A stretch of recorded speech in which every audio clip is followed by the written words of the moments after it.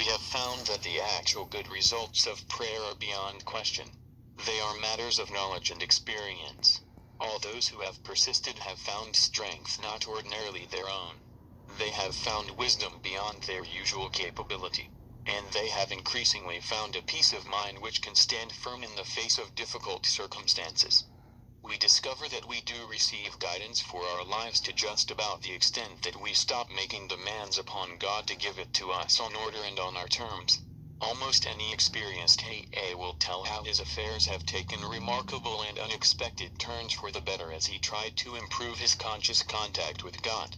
He will also report that out of every season of grief or suffering, when the hand of God seemed heavy or even unjust, new lessons for living were learned, new resources of courage were uncovered, and that finally, inescapably, the conviction came that God does move in a mysterious way his wonders to perform.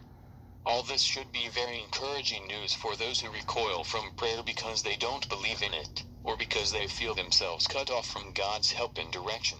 All of us, without exception, pass through times when we can pray only with the greatest exertion of will. Occasionally we go even further than this. We are seized with a rebellion so sickening that we simply won't pray. When these things happen, we should not think too ill of ourselves.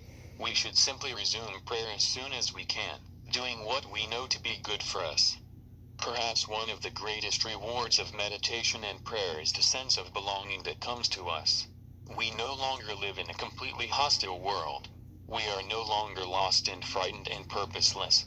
The moment we catch even a glimpse of God's will, the moment we begin to see truth, justice, and love as the real and eternal things in life, we are no longer deeply disturbed by all the seeming evidence to the contrary that surrounds us in purely human affairs.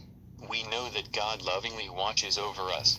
We know that when we turn to Him, all will be well with us, here and hereafter. Step 12.